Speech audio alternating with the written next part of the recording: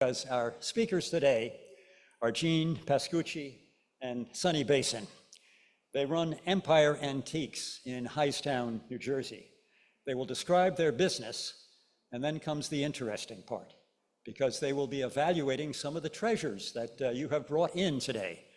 Some of them are here physically. You can see them on the front tables, and some were frankly too large to be brought in, and so pictures were sent ahead, and they will be talking about them as well. Gene is the owner of Empire Antiques. He has lived all over the world, as I found out this morning, and he is an expert in appraising and collecting antiques. He has 40+ years of experience in appraising furniture, jewelry, silverware, and the like. 50, beg your pardon, if you look far too young to have 50 years of experience. That's all I can say, Gene. Sonnie has been a partner and longtime ally of Gene's. He too has been in the antiques business for 40+ years. I don't think 50 in your case. And he has been involved in everything from auctioning off major corporate art collections to selling the contents of, catch this, the Chairman's Suite, once occupied by Frank Sinatra at the Golden Nugget Casino right here in Atlantic City. Gentlemen, thank you so much for being with us today. The microphone is yours.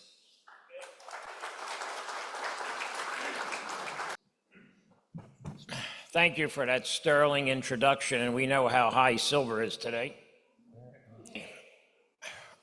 First, we're going to start with downsizing. I'm sure a lot of you know how to do it, but do you really know the correct process from moving to a large home to a smaller venue? So we could kind of walk you through that process, and I know we don't have all day to talk about this whole process, so we're going to morph from one subject to another, but it all depends if you're moving cross town or cross country or across the ocean. So our expertise in that, as he told you about the Frank Sinatra place, I helped Helen Beam move out of her home. I guess most people know who Helen Beam was, the porcelain queen, made all the birds and flowers for the presidents, made the china for the Reagans when they were in office. So I helped her move from Beam, no, not Beam bottles.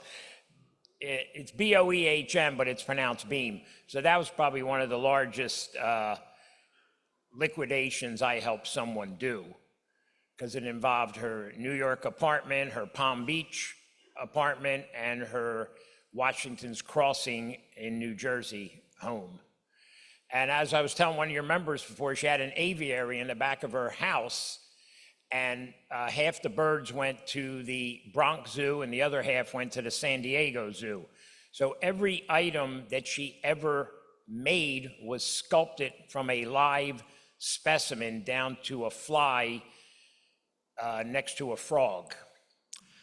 All right, so you kind of know that your kids don't want a lot of these things today, so we can help facilitate if you are moving.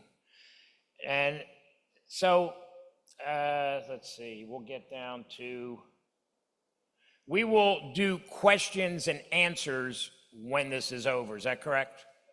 Thank you.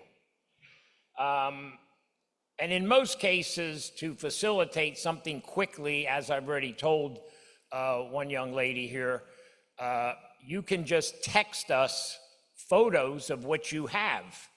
Like on the previous screen, the man that was talking, he had some pretty nice stuff. He had all good modern design furniture, which is actually more desirable than antiques in today's world. So by just texting us photos, we can tell what you have and what we can do for you.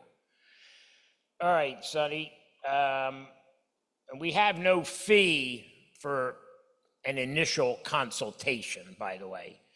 So we're not only in the appraisal business, the antique business, and the auction business, but we help with the whole job.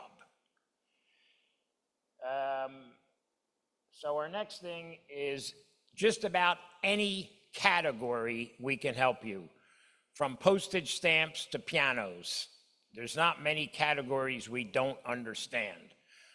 I grew up doing coins and stamps since I was about 10 years old. So whatever you have, silver, jewelry, watches, artwork, carpets, furniture, chandeliers, lamps. And that's something I'll delve into later, just looking at your chandeliers here. I'm going to give you a great analogy. I'm going to give you this one right now. What did electric allow us to do that had never been done in illumination before? Does anyone have the answer for that?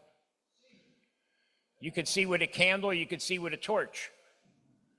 What did electric allow us to do that had never been done in illumination before? What? You could be safe with a candle or a torch. Probably more safe. No, it allowed us to have down lighting. See the bottom light? You couldn't do it with a torch, a candle, gas, kerosene, nothing. Until electric comes in, we can never have down lighting. Can't burn a candle at both ends, right?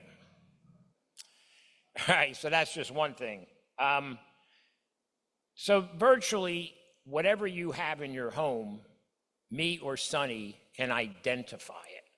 As you will see later when we go through this, like Grant took Richmond. What's our next category? I'm pretty much, we have a whole bunch of categories here, but it doesn't matter if you have coins, paper money, as I said, stamps. Does anybody know what stamps is called? The hobby of? No, that's what it is. It's the hobby of? No, that's what you call it. It is not the hobby, it is the hobby of kings. Kings always collected stamps. When was the first stamp made? 1840, where? Correct, it's called the penny black. When did we start making stamps? 1847. You're close. 1847. I didn't hear that. What did he say? I missed that. What did you say, sir? Oh. Oh, yes. Now I know why it's called the Old Guard. And if you like me today, you like our show, we'll come back in 6 years for your 100th anniversary, right? 1930. I did a little history on you. I did a little history about it. But the real Old Guard is from the Revolutionary War, correct? Yeah. In fact, our booking agent, Peter Bolton, he says if we do good here, he's going to get us a gig at Caesar's Palace. Anyhow, but in today's world, and this changes, like I'm going to tell you right now, a lot of these items that are on the front tables, we have a saying in our business, you're 20 years too late. And we're changing it. It's 30 years too late for a lot of this stuff. But I will delve into that later.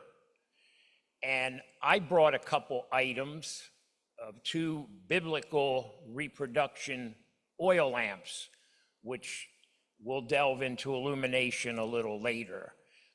Sonnie, any other points I should really emphasize?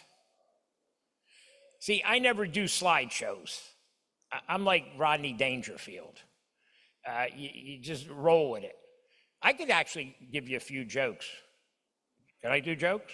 Sure. Okay, Rodney Dangerfield, he says, I have the worst luck. I picked up a hooker and she told me she had a headache.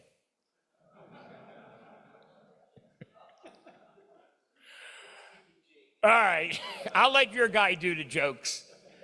But I do have a genie joke that's pretty good, which I might give you later. Anyhow, any other subjects you want me to delve into? All right, collectibles are basically in the toilet. No one buys Hummels, Royal Daltons, Yadros are heading south. Very little collectibles are selling today. And I'm going to tell you why. I coined a phrase. All this stuff is from the BC era. Anybody know what that means? You know what? Okay, we know it's before Christ. So fast forward 2,000 years, and what's it mean according to Gene? That's one of them. That was a late entry, but it's before cell phones and before computers, but the biggest one is before China. Dollar stores never existed when we were kids, right? They hadn't even been born yet or even thought of. So, in fact, me and Sonnie were talking about this on the way up. We know dealers that buy rare antiques and then they take them to China and have them copied. So what we have is a lot of reproductions, but the biggest culprit of the collectible market, which is Hummels and Daltons, etc., is you could have a store in your apartment. You don't need an expensive building.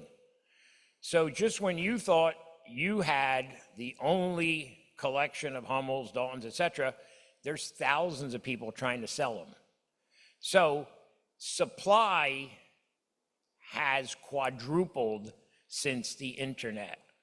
Stuff comes out of drawers, closets, and cabinets, and now it's draining the price. So the only thing that's strong in the market is commodities, gold, silver, and coins.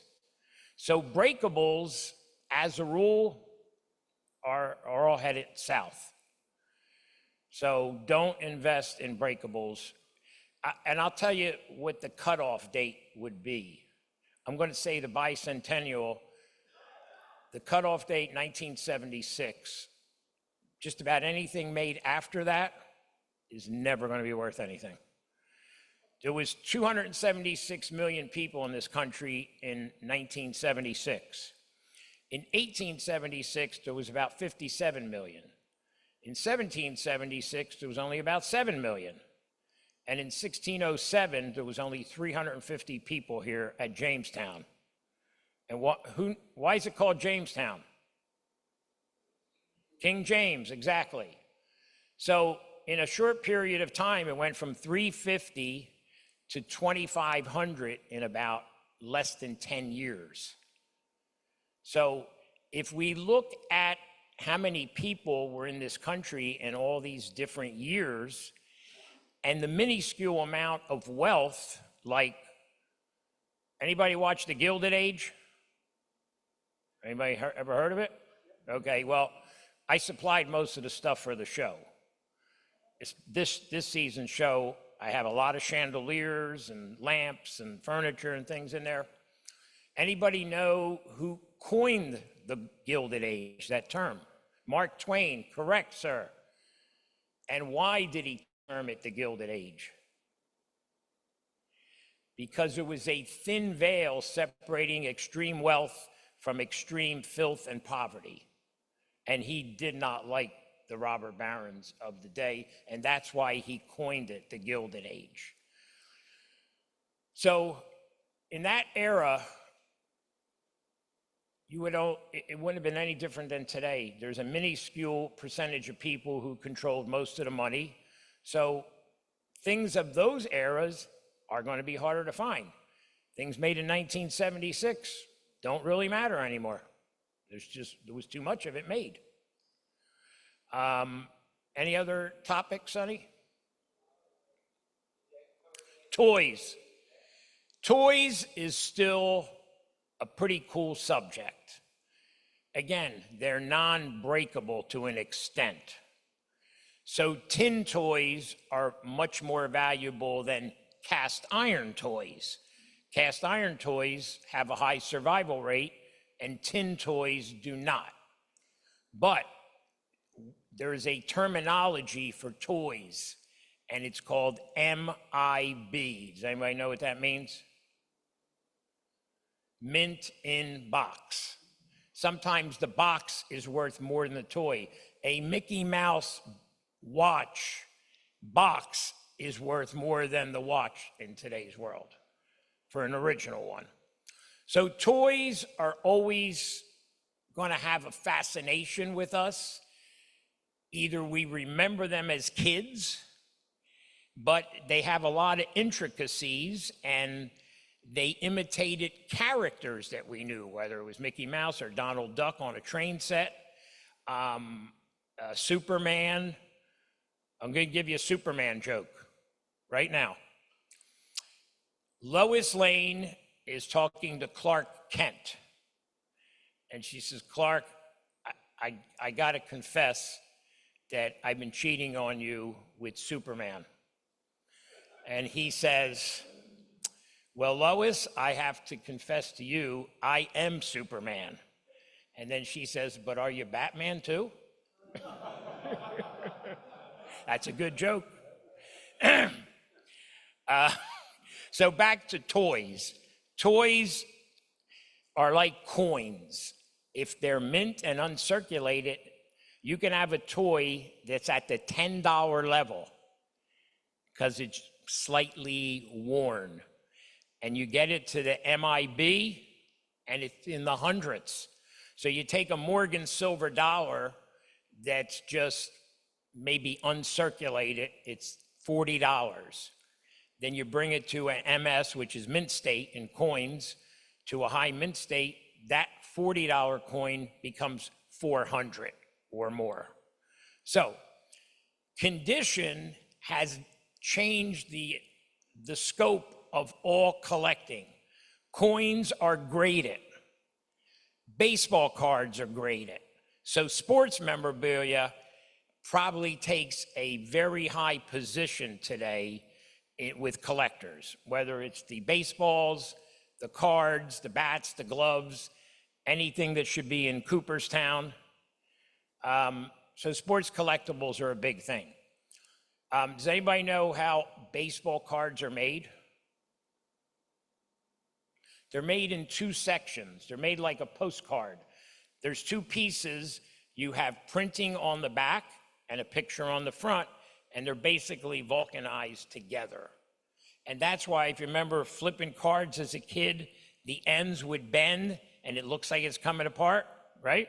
Well, so you have people that are taking baseball cards and putting them through a photo trimmer to trim the edges to make them look right. But then you still got to kind of stain them with tea to make them look old. But if you measure them, they're going to be a millimeter or so short. So you have to be careful of everything you buy. I'll give you a great example. I sold a 1909 S VDB penny for a woman whose husband was a doctor. He passed on and he told her to call me. Turns out the coin is a forgery. Does anybody know anything about Lincoln pennies? No? Oh, yes, you do. Okay. All right, why did the Lincoln penny debut in 1909? Correct, sir. And that's why the Washington quarter debuted in 1932 for the 200th anniversary of Washington's birth. All right, so back to the penny.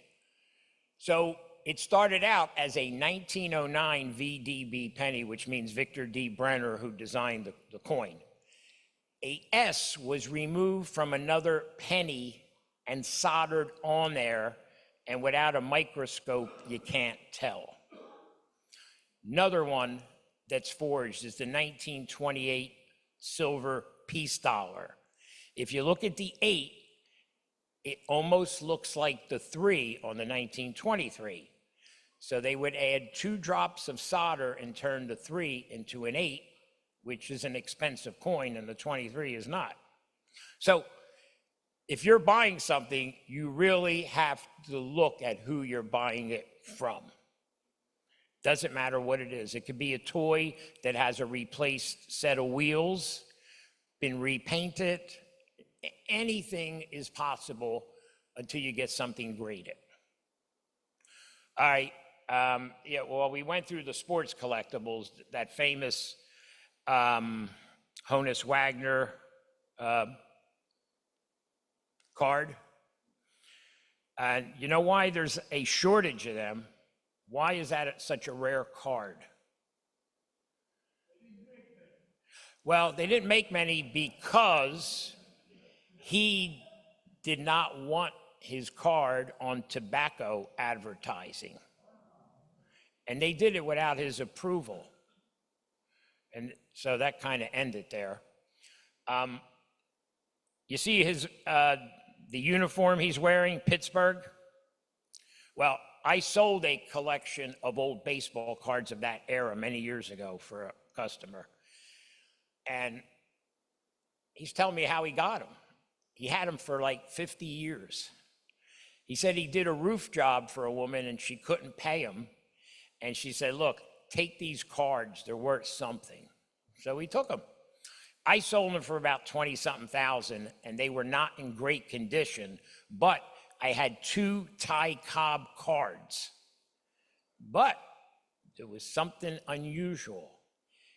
I had 2 Ty Cobbs, but they were both a little different. What would have been the difference in the 2 Ty Cobb cards? What? Nope, they were both real. I had it in a home uniform and an away uniform. Pretty rare. So anything in the sports field, whether it's boxing, football, all has a great appeal to it. And in most cases, it's more rare. The toys are mass produced, but a Super Bowl ring is not mass produced. We're like this early Frazier and Ali advertisement. So sports does capture our attention, and I view that as the ruination of this country and the world. You know why? Sports betting. It will eventually devour everyone. It's no different than playing blackjack or poker. Sports betting, I see people will lose their houses, and it becomes a worse drug. If you're going to bet on who scores the first points in a basketball game, who scores the first touchdown, who scores the first field goal, you are grasping at straws. Absolutely. Next, what's the next? Well, I am an expert in lighting. I build chandeliers. I'll ask you a couple more questions. What's the most important part of building a chandelier? No? Anybody got a clue?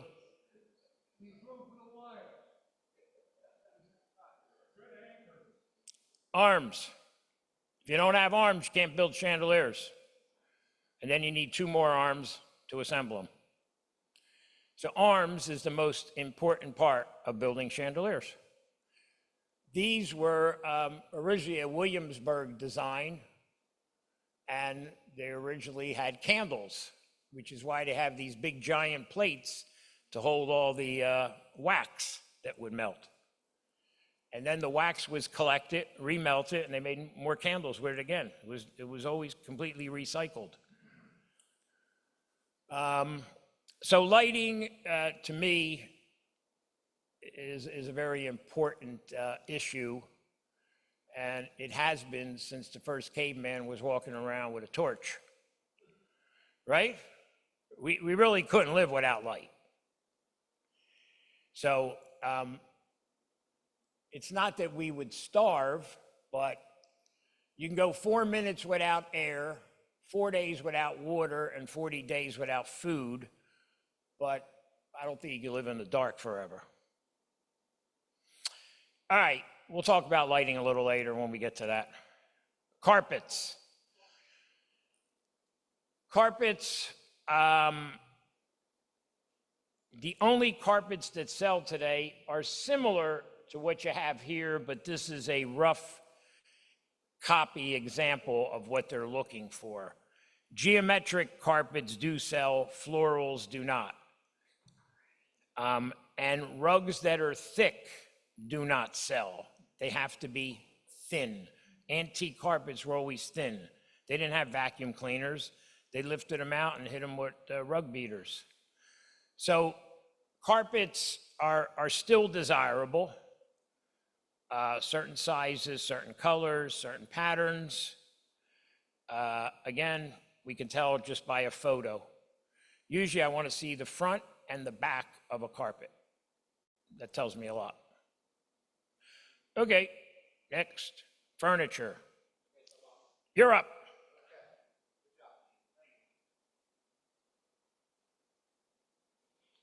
Glasses. All right, I'm just going to try and really make just a couple general comparisons quickly for you for what we're looking for and the differences when we come into a house, what has more relevance. So we tried to make a little example in the pictures here. You have kind of a formal French marble top commode. That's an antique piece. That's actually a very fine piece. They do lots of reproductions. Obviously, the value on a nice antique piece is going to be much higher. And then we have more of a kind of Victorian roll top desk. There's lots of desks, all different types of desks. The antique furniture market, Gene touched on value a little bit. The antique furniture market, unless it's special, is drastically down, probably 50 to 75% off value-wise of going back 20 years ago. Now we're going to come to a category that's actually a very highly sought after category. Mid-century modern is what's driving the market today. Everybody's looking for it, you know. As far as the buyers, you have your 35 to 40-year-old, 45-year-old homeowners. And what they want, they're very simplistic. They're very, very minimalistic. They don't want a china cabinet. They don't want anything in a china cabinet. But, you know, if you have a classic Eames chair and ottoman, highly sought after. Again, there are originals and there are reproductions. The value is in the original, but the reproductions still have value too. Not everybody can afford $5,000 for a lounge chair and ottoman when you can buy the reproduction for $500 or $600. This piece here is a studio piece. George Nakashima, who's a New Hope craftsman. A lot of great craftsmen worked in New Hope and Lambertville area. Highly sought after, highly desirable items. This is a super example of a Nakashima coffee table. That's in the six figures, that table. I mean, that could be $150,000, $200,000 table. More standard Nakashima coffee table that somebody might have in their collection that they were lucky enough to buy back in the 50s or 60s, still would be $30,000 to $50,000. And then if you get to a common studio piece that's not Nakashima, you're more in the hundreds. So we're just trying to give you some information about things that you might have in your home that you might not know has a great deal of value. Artwork, it's another category. We just kind of made a little example. Obviously, we have more modernist art on one side. We have the old masters on the other side. It's kind of the recurring theme of our presentation. The contemporary and the modern art is driving the marketplace on the high and the lows, into the millions, into the hundreds of dollars. Kind of seems what people want.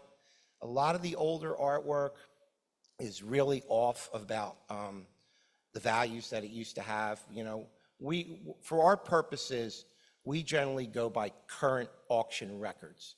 For what we do, that's the most meaningful.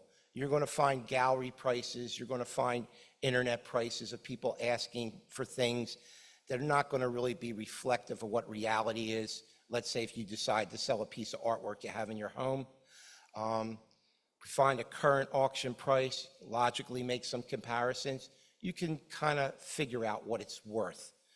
But a lot of the older art, even better pieces that, let's say, sold at auction 15, 20 years ago for $10,000 and $20,000 might be $2,000 or $3,000 now because the demand isn't there.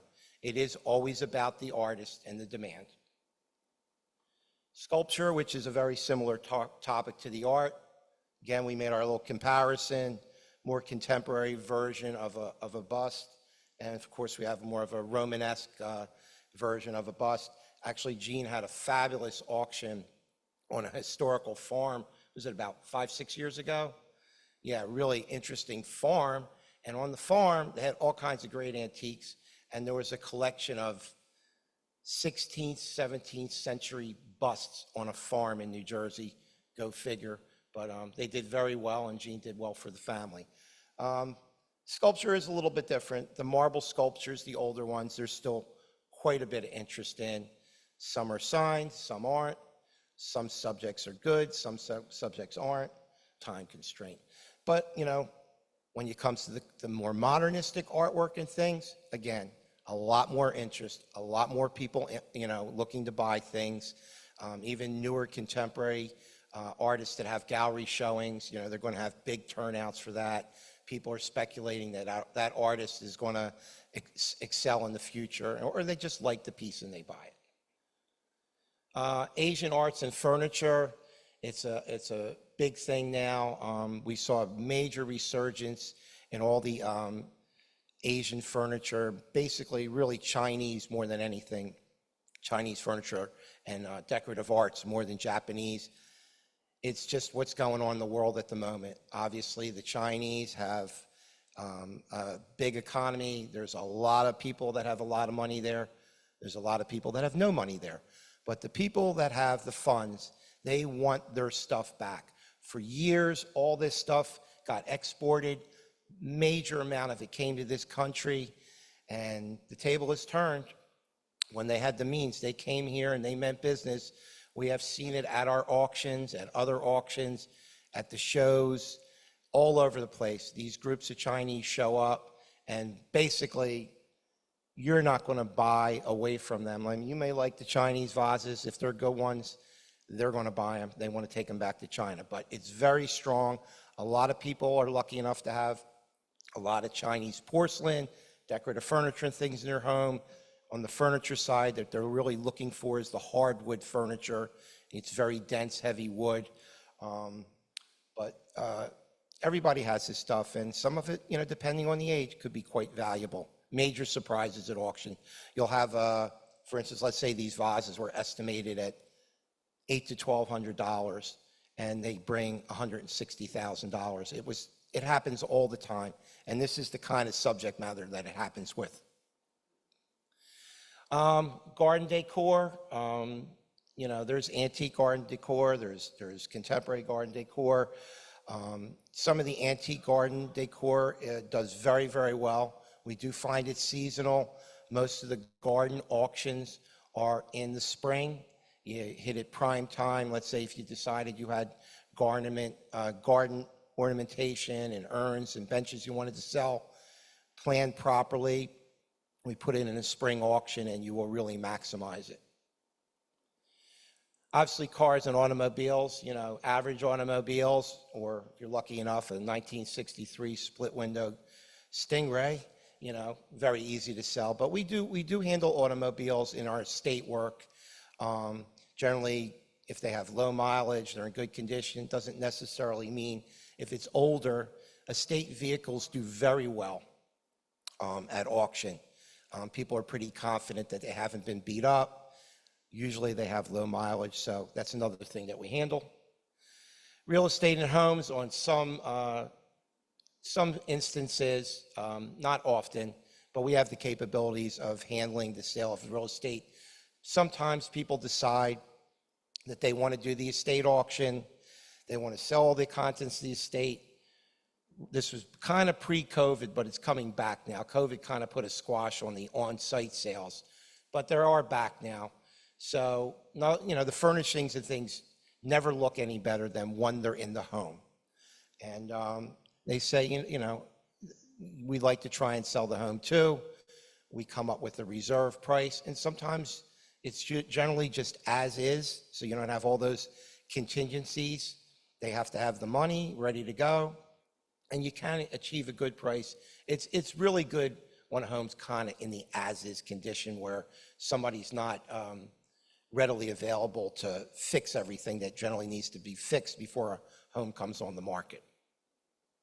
Tools sell great. I hate to be put it this way, but guys love tools. I mean, we're showing a nice display and a snap-on box, but when we have tools at auction, rusty old terrible tools even bring money. And you would look at them, you're in your garage and you think, what am I going to do with these tools? Don't throw them out, don't give them away, don't call 1-800-JUNK, because we do very good with tools as well.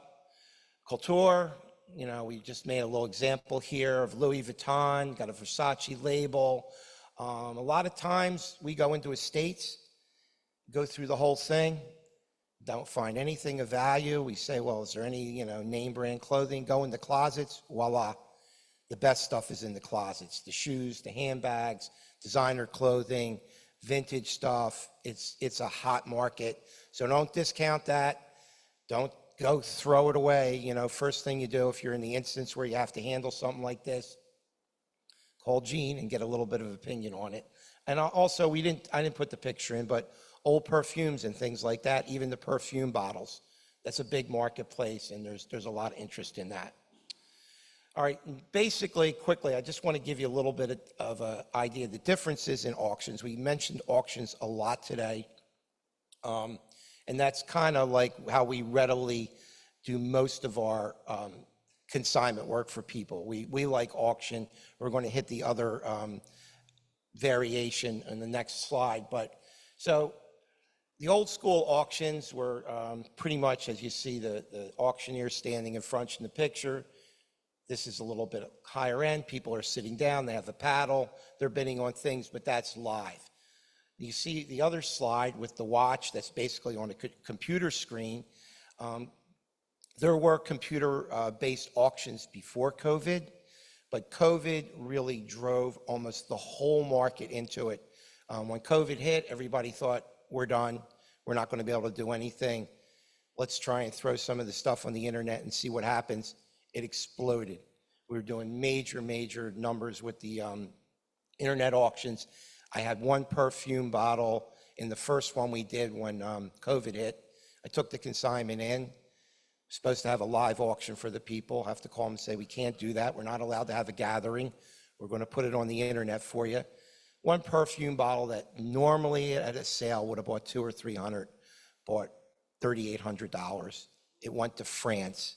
So the beauty of the internet auction is you can connect to people across the world on all kinds of different items. It's a lot better for items that are easier to ship. When you get into furniture and big items like that, if it's the right piece of furniture, it's going to do exceptionally well. On the average size, most people, they see a $500 piece of furniture they'd like to buy, but they don't want to pay $1,200 to get it shipped. So it's really good on small items. It drives the market price on everything. So some of the auctions we do are just online. We use something called Live Auctioneers. That is a computer-based platform. There were several of these platforms. It kind of like worked itself out. The cream rises to the top, as they say. And Live Auctioneers is the best one. It's the one we use. And every time we do a sale, we always get surprises. It's like, you can estimate what you think the value is of something, but sometimes the market just drives it, and you can get 10 times the amount of money that you normally would. So, we do have the option for the regular standard, and on general merchandise, a regular standard auction we're doing, again, works better. But when you have higher end and better items, the internet or the combination of the two is the best way to go. The other option on selling things are estate sales, and sometimes, depending on what's there, when we do the other auctions, we have to move the things and so forth. Sometimes when somebody has just a general estate and they're not under the pressure to get it out, we ran into when the interest rates were lower, things were crazy. People were putting their houses up. They're getting offers immediately. People want to get in yesterday. They're calling us, get this stuff out of here. Things have slowed down with the interest rates going up, but the market's still okay. If you have a little time, you have the right mix of stuff, doesn't warrant moving it, we do have the capabilities of running an on-site estate or tag sale for you right in the home. You know, it's all planned out, either 1 day or 2 days. We have prep work where we lay everything out and price it. And it is another way of doing it. We are more of the belief that the auctions are better, but on certain circumstances, the estate sales work well too. Lastly, the clean out. Let's say you're either moving or you're dealing with an estate, and obviously everything isn't saleable. So, you know, the house is getting sold, or the realtor wants to prep it. You need a clean out. You said, okay, you took everything of value to the auction. You're going to handle that for us. What are we going to do with everything else? We can arrange the clean out. We can facilitate the clean out. Some of it we handle ourselves. Some of it we have other people that we work with who do it for you. But it gets done efficiently, as reasonable as possible, and puts you in a position where you can move forward. So at this point, I think we have hit all our slideshow points, and I don't know where we're going to move forward from here. I don't know if we're going to do some of the appraisals at this point. Okay. You want to come back up, Gene? So I guess are we going to move to the tables now? Or are you going to? Okay, we have a piece of stoneware, not antique. Whoever brought it in, it looks like the typical stuff that was sold at Colonial Williamsburg in the 70s, what it looks like to me. And you routinely see these in kitchens full of wooden spoons, and they look nice. I just sold an antique one of these for $700, but it was really nice. This is not a rare piece. It's called salt glazed stoneware, but you'd still find these at a reasonable price.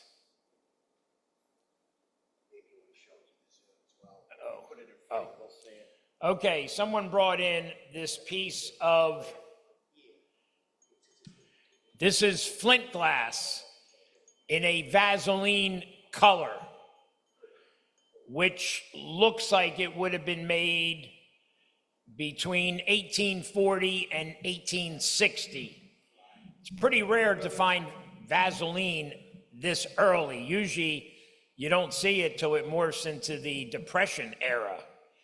But having one candlestick is not rare, but a lot of these were used on desks. Why? Well, not just for lighting, for the seals on envelopes. So you would melt it and then put your seal. Again, something you could still find in the $50 to $100 range. Yeah, we have a beaded bag, looks French. Looks like it was made between 1920 and 1930. As you've seen earlier on the couture section, this has been outshadowed by Louis Vuitton, Chanel, and Gucci many times. They used to bring a lot, I would say in today's world, still be about $100 value. And the same person brought in an Art Deco ladies wristwatch. It is a 14-karat watch. I opened it up. It has 2 simulated blue sapphires and 2 simulated emeralds. It is not the correct band. The band to this watch would have also had the simulated stones on it. So the band is made out of chrome or stainless, but its gold value in today's world would still be at least $200 for this watch. All right, somebody brought in this violin. It is made of beautiful tiger maple, figured maple, however you want to call it. No strings attached, naturally. I still see these things pretty reasonably. I usually see these for $50 to $100 in this condition. So it's going to be just like toys or coins, if it's not in good condition, you're not going to get much money for it. I'll let you wrap that one, that art piece. Okay, we had a nice piece of artwork come in, Rockwell Kent, and it's a sign piece. So what I basically did here, we have a lot of resources for trying to determine value on things. So basically, I was able to go on a platform called Ask Art and looked up the artist and found the same piece that sold within the last 2 or 3 years for, it was like between $650 and $700, which seems like it's a pretty good return on this one. The artist does sell, some of the pieces like this sell for thousands. When you get into an oil painting, you get into tens of thousands, same artist. So, you know, it also depends on the medium that they're working in. But, I mean, I think this is a nice little find for somebody. And it's a nice piece, kind of a deco style. Yeah, the subject matter Yeah. goes with modern, which is nice. Okay, we have a telegraph piece and a book, The Beginning Telegrapher. So if we look at this, it's basically the text messaging of this era. The telegraph was a great, great innovation, and that's how Lincoln won the Civil War. Did you know that? We telegraph, yeah. His first strategy was to demolish the South's telegraph system. They didn't know what they were doing. And that was his main thing. This, from his bunker, he controlled a lot. But I'd say that a piece like this isn't worth much more than about $50 in today's world.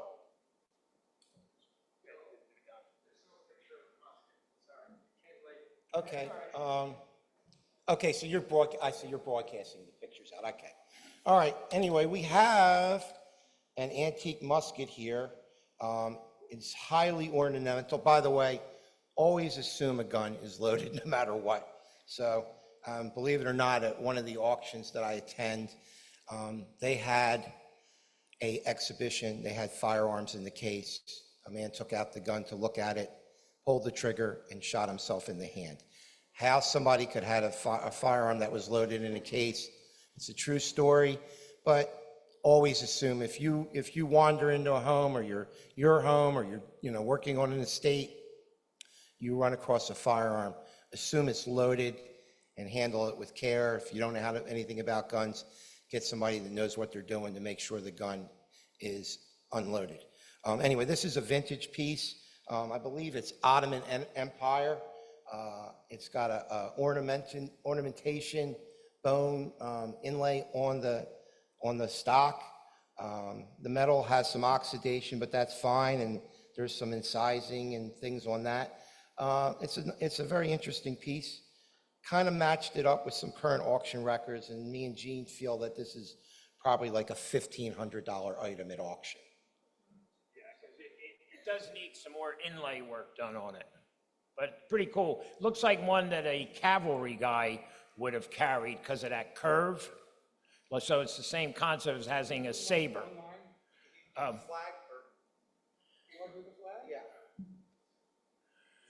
Somebody brought in a 13-star flag. They're not as rare as you would think. I've had them.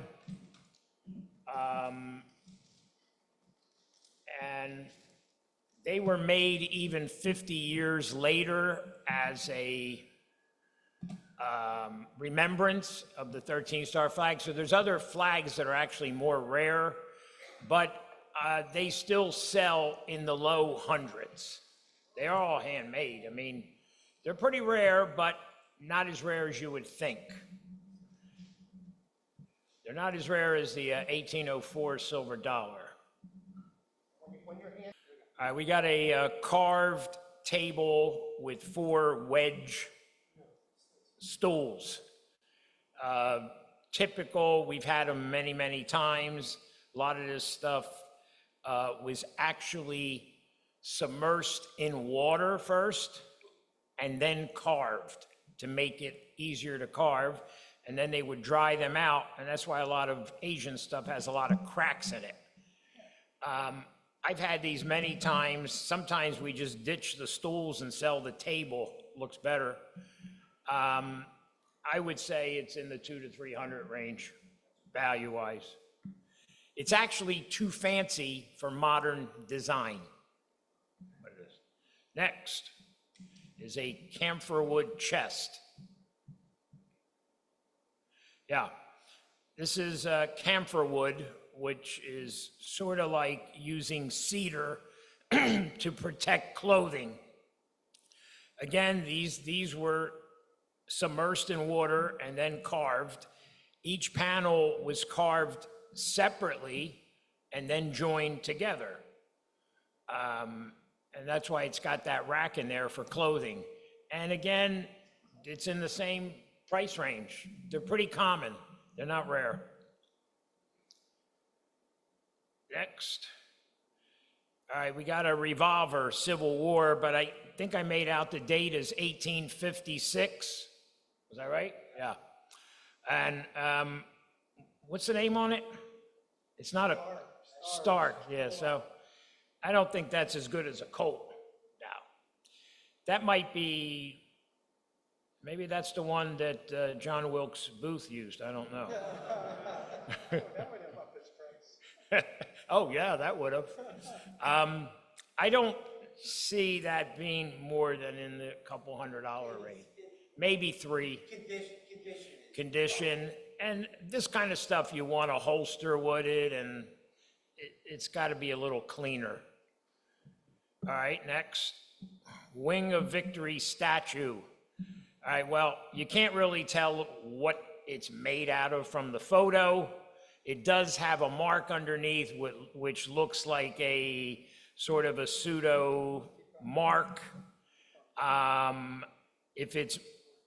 I doubt it's marble with the shape of those wings, but it may be like a Parian. This is a classic example of if it's worth reproducing, they will reproduce it. Now, it depends what they make it out of. I have a feeling that this thing is maybe fiberglass. It is fiberglass.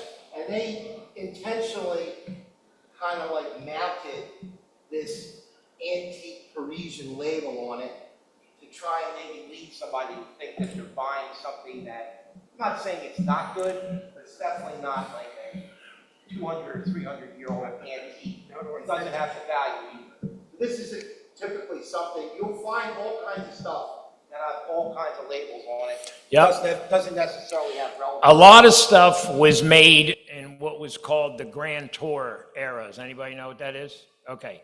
That's when the super wealthy went to Europe in that Gilded Age, by the way. And they would converge on London, Paris, Rome, Venice, but more importantly, the main city was Florence, where they could buy anything in Pietrodora, which is marble inlay, micro mosaic, carved marble. They had customers with more money than they knew what to do with. And so they were copying things from the Renaissance. But the Renaissance was copying things from the Romans. So it just kept going. There was only one thing that stopped the whole thing, was the Black Plague. And then the Renaissance it would sputter 50 years if it wasn't for Da Vinci, in my opinion. So, next item. But we'll talk about that later if you want. We can assign a value to Okay. the statue. In my opinion, fiberglass, maybe 100. I mean, it's decorative. It's something somebody might use in their garden if it's a Right. spot where the weather's not going to deteriorate it. Yeah. So there is such a thing called decorative value, and it looks like it's sizable. I mean, Again, when we get photos, it's more important to put the dimensions of things. Oh, what was the dimension of it? I can tell about what that looks like. It's about 30 inches tall. Okay, so it's better than I'm thinking, because I'm thinking this. All right, maybe it's 200 to 300 after you see it. Its weight would give me what I would think it's worth. If it's it's marble and it's correct, it's 5,000 to 7,000. Exactly. That's the difference. Yeah. Yep. Next. All right, we've got a tall back Windsor bowback armchair done in the 1840 English style, but it doesn't look to be necessarily that old. And still chairs like that you can find in the $100 range today, depending on who made them. I'm gonna let you do the sofa, that's your thing. I could do it from here, so the right. picture will come up.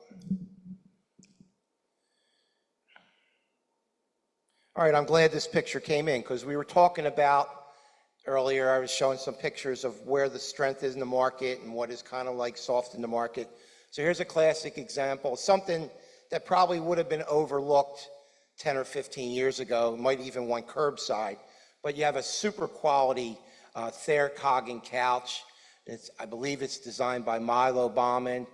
A lot of the mid-century furniture, the companies got different designers because they were trying to reinvent themselves, so they had products that people wanted. So they would get current designers to give them designs and they would produce it. This is something, during COVID, you couldn't get any upholstered furniture. You could order it, they're telling you 3 to 5 years out. So the prices really got driven on if it was in good condition, good quality used furniture, good quality pieces like this Thayer Coggin couch. Things have cooled out a little bit since now you can get it brand new.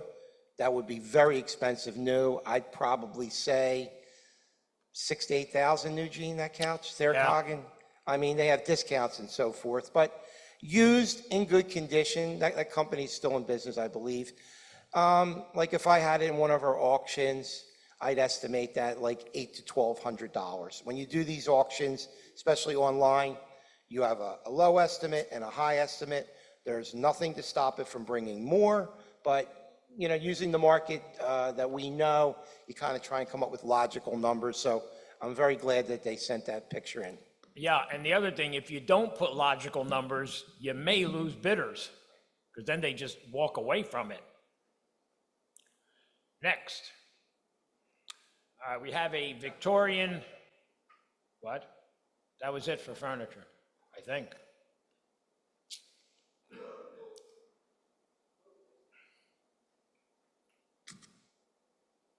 Okay, he's just getting the picture up. I didn't realize. You're okay with that? Yeah. Okay. All right, here we have a Victorian, roughly 1880 mantle clock made by a company called Ansonia. It's got an A on the front, that's their logo. The carcass is all steel, which has been marbleized and then trimmed in brass. In fact, I sold like 6 of these similar clocks to that Gilded Age. So why were mantle clocks so popular then? Anybody got a reason? Because the mantle was the only level place in a home, and they don't work unless they're level. That's why if you don't level a grandfather clock, it will not work. So these were done in virtually every color, because just like the White House has the red room, the green room, the blue room, all these rooms had a color. And this happens to be a nice example, and I would say that this clock is about $300.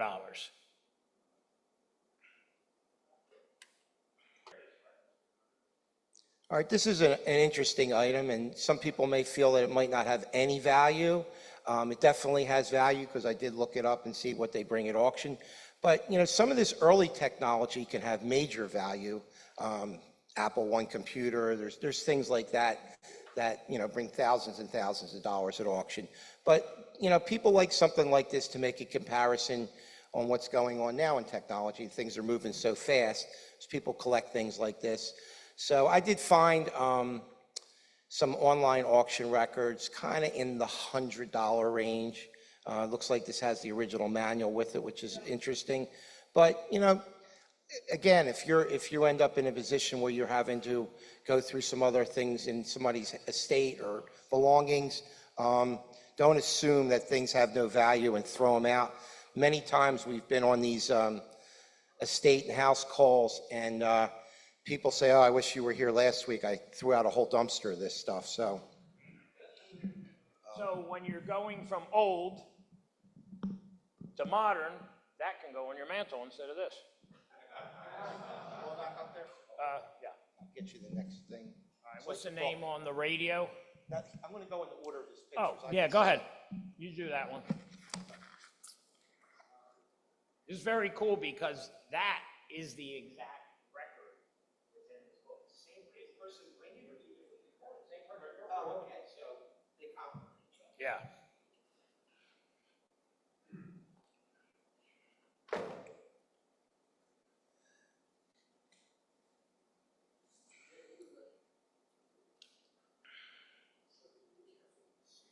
Yeah.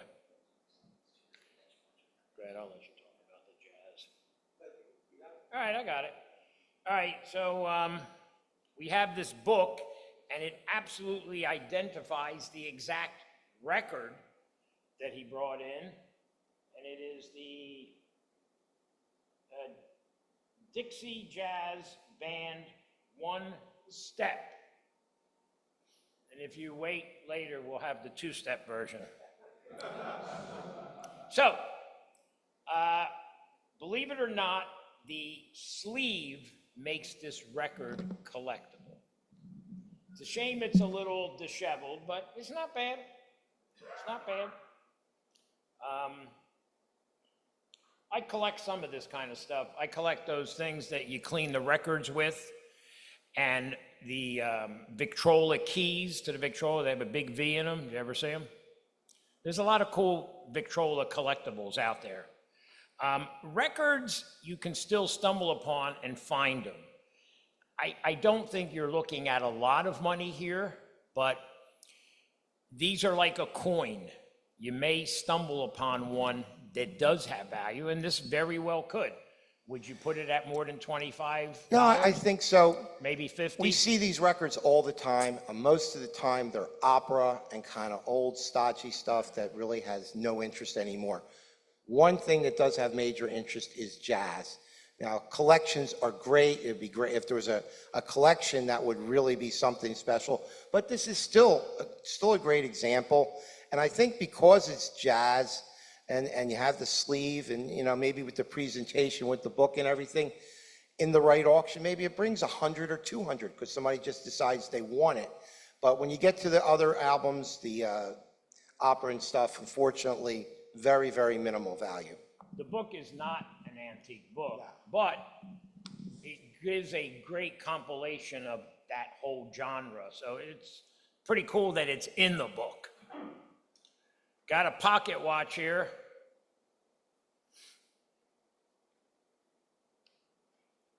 It's a Waltham, which is pretty common. It's a screwback, and I don't like screwing with people's watches, so I did not open it. But I will tell you that 99% of the time, a screwback is gold-plated, not gold. But I could be wrong, but I don't want to open it. If it's not gold, they're worth about $50. If it's gold, it's $500.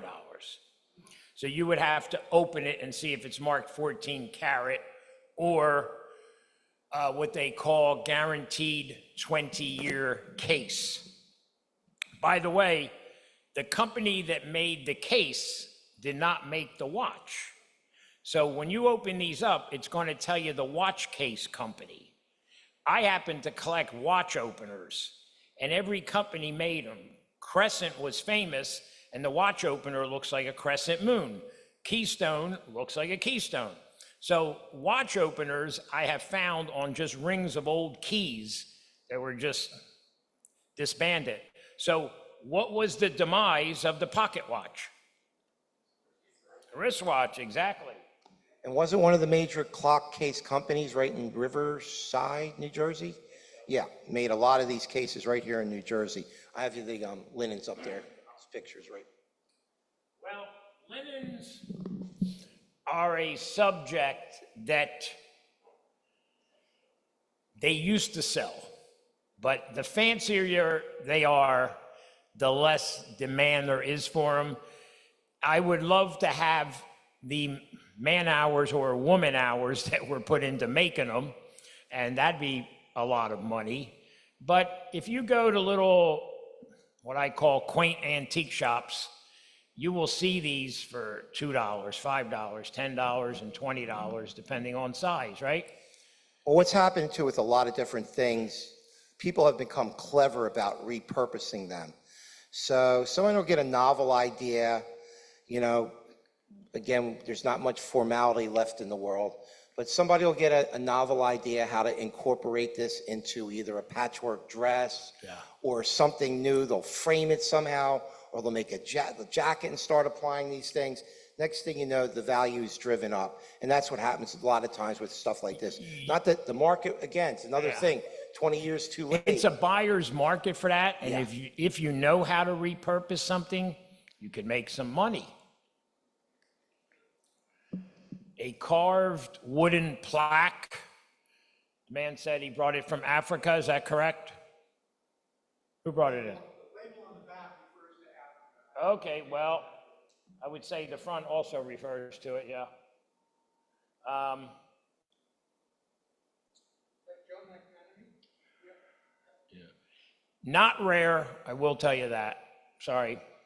I still see these panels, you know, for 100 or less.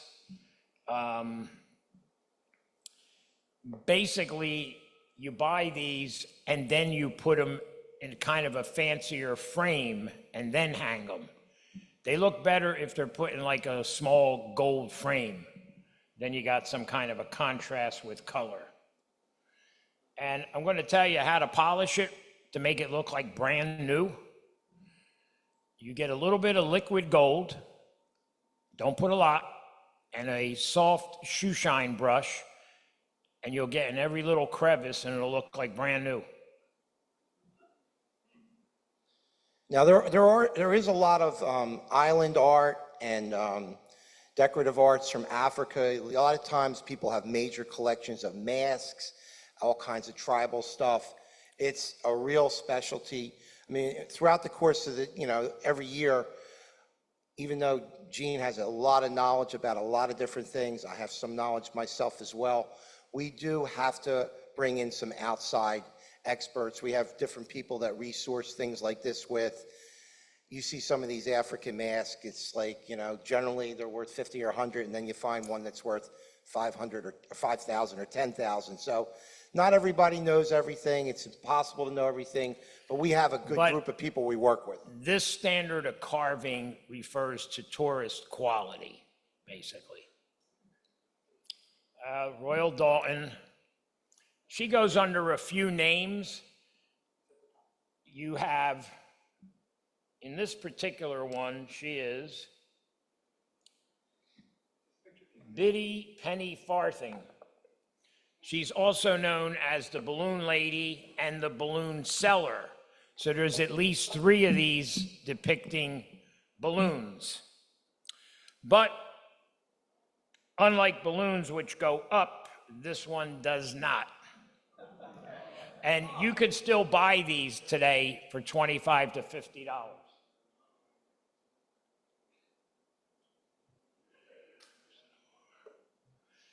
Well, we got a nice Cinnabar lacquered box, black interior, red outside. Looks like it's about 100 years old. And the top, it has a very nice border. It's a very famous border. Not like the Wall of China. Oh, I'm going to give you another joke. A guy says, I completely agree with Donald Trump and the wall. I just got back from China and I didn't see one Mexican.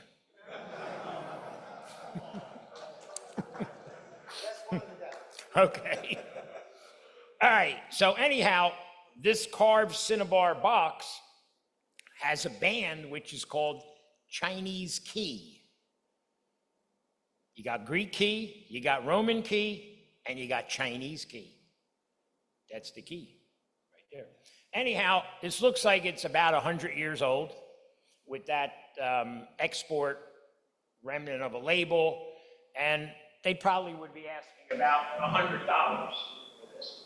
We got a really nice condition Emerson radio. Looks like it's from the 30s. Not the original back. No. Looks like that back came off of a TV. The perforations are. It's that kind of board. Oh yeah. Wow. Okay. Anyhow, nobody looks at the back of the TV anyway, or the radio. I would say maybe it's in the $100 range. I'm going to tell you something about radios because I know quite a bit about them. If they're wood, they're pretty common. You want to get them in Bakelite.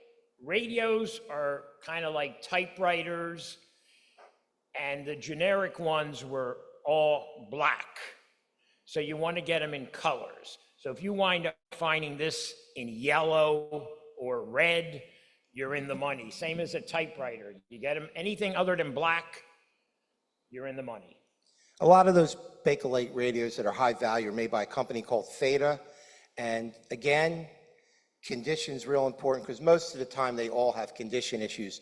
You know, you get a radio, a Theta radio with nice color, average condition, maybe it's 300-400. Excellent condition, maybe it's 10-1200, 3 times as much. The buyer who wants it perfect, who's willing to pay $1,000 or $1,200 for a radio, the one that has a slight chip or mark or damage, he doesn't want it at all. He's a very finicky collector.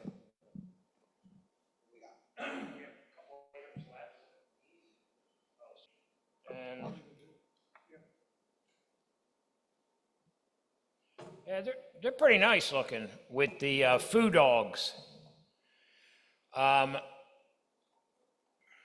Soapstone is aptly named because it's much easier to carve than marble. But they've been making these the same way for a couple hundred years. But I would say you'd still find these in the low hundreds. Is that correct? I mean, you know, About $300? they're not the average pair you see. You know, if you look at the dragons are much not in the atypical of what we're used to seeing. Yeah, that's true. And sometimes just a little detail change like that really can drive the value. I mean, the color's nice. Again, it falls into our Asian arts category. So this is a typical item. You put these in an online auction, let's say estimate them $200 to $400. And sell them as doorstops. Sell them as whatever they want. Whatever they see is what they're buying, right? Yeah. And this is a type of item you don't know. Whenever you see dragons, that's something that is very sought after. They could bring 1,000. They could bring 2,000. It's not an easy. Chinese has the license to the go upside. crazy. The upside. So they're great. I'm glad somebody. Victorian Swiss music box, which was the transistor radio of its era. I'm not used to microphones.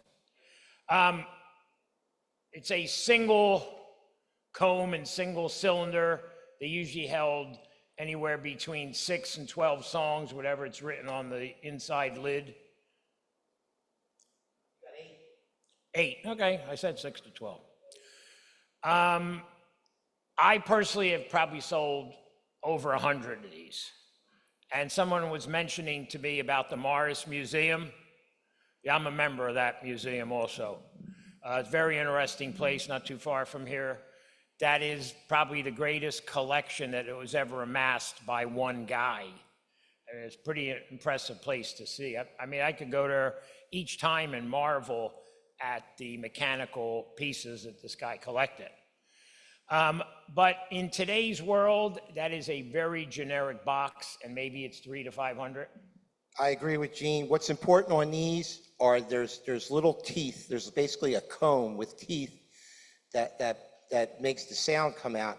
Sometimes this one is perfect. All the teeth are there. There's no damage. When they're broken, it diminishes the value. It's so expensive to get those fixed. It could be as expensive as our dental work. Yeah.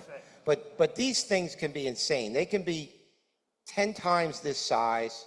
They could have Sometimes I've seen them, they have like a Chinese band in there playing bells and whistles and Yeah, the drums, bells, and castanets would be, they call it a garbage box. It's like about this big. I've sold a lot of them. then, you know, you escalate high value. I mean, they could be, I sold one at a show for $25,000. The biggest, one of the biggest antique shows in the country is the Miami Antique Show. It's only once a year. It's a mega high-end show. People coming from around the world. Literally, the first time I did the show, people told me stories like this. I didn't believe it, but people were walking up, buying things with bags full of money. Believe it or not. I don't know if those days are gone, but it was real. I didn't believe it till I saw it myself. So, Yeah. you get the big box. You That want to was, take it they down. were the days. All right, the end is, I brought two little replicas of oil lamps, which you can still buy in Israel today. This one is bronze, would have been a wealthier person. This one's terracotta. What's terracotta mean in English? Cooked earth. The only reason I brought them is we're back to, this is part of the origin of illumination. So these had to work with oil and a wick. So what kind of oil would they have used in here? Olive oil is the correct answer. Even Popeye would agree with that.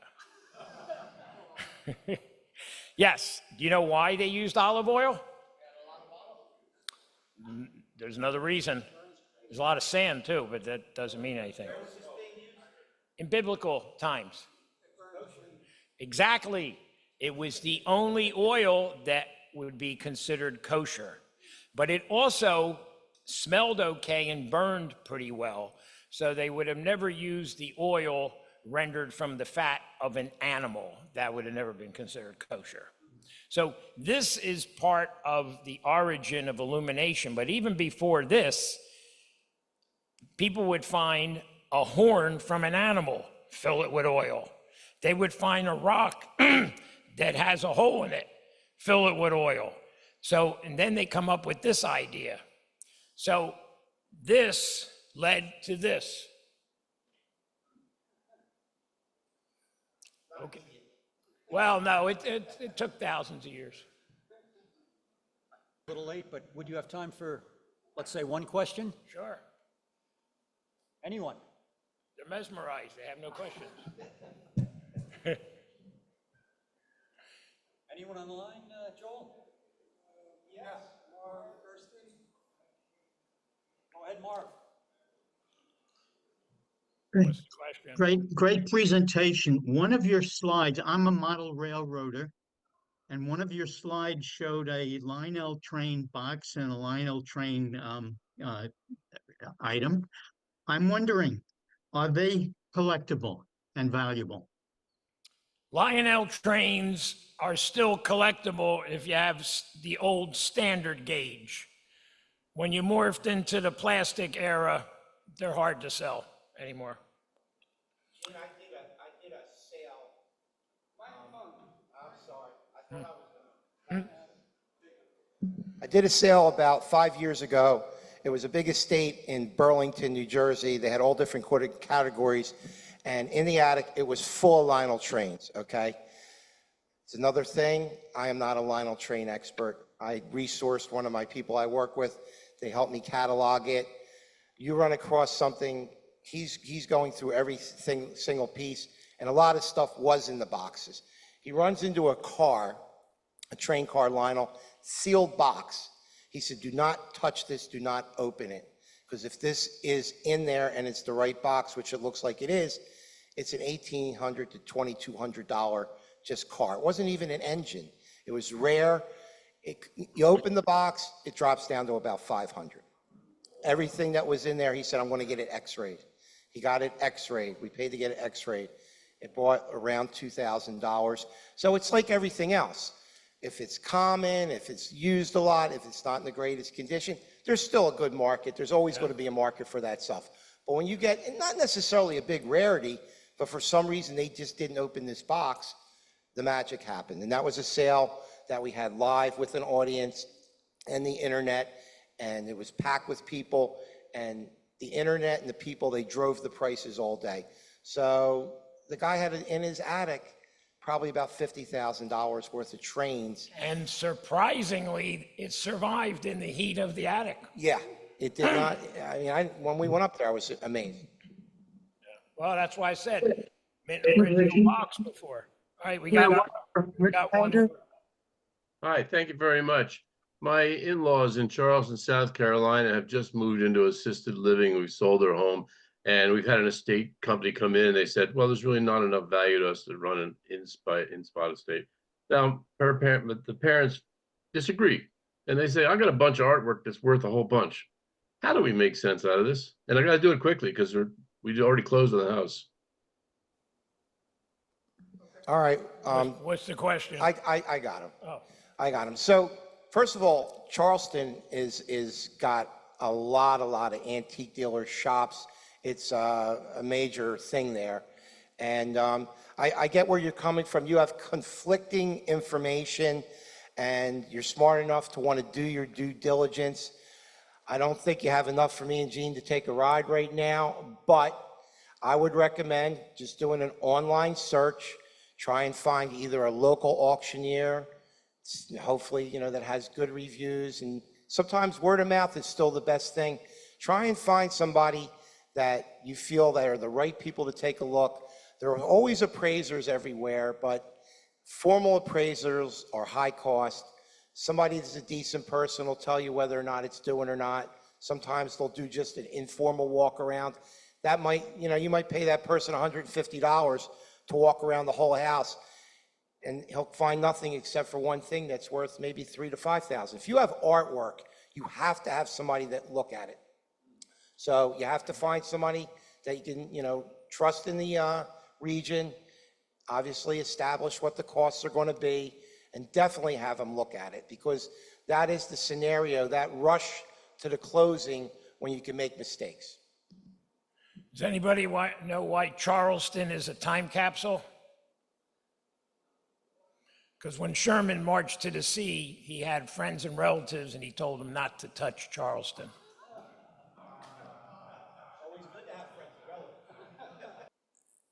I think we have seen a tour de force today.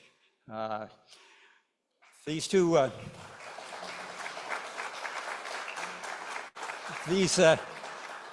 these gentlemen have literally opened our eyes to the world of antiques and to auction, and for which we are very thankful. Rumor tells me that they may be across the street at the Prestige Diner, so if you had a question and you wanted to come by there a little later on, that would be a great idea as well. Steve, can we also thank everybody for bringing their stuff in? Of course. Thank all of you, and I hope you got an education. Very good. Gene and Sonnie, we have two ways of thanking our speakers at the Old Guard. The first is with a certificate of appreciation, which I believe Joel or Paul will be showing up on the screen. There they are. And you'll notice that on that certificate there is an orchid. And I'll bet Gene could almost tell us why, because he was the one who noted earlier on that the Old Guard was founded in 1930.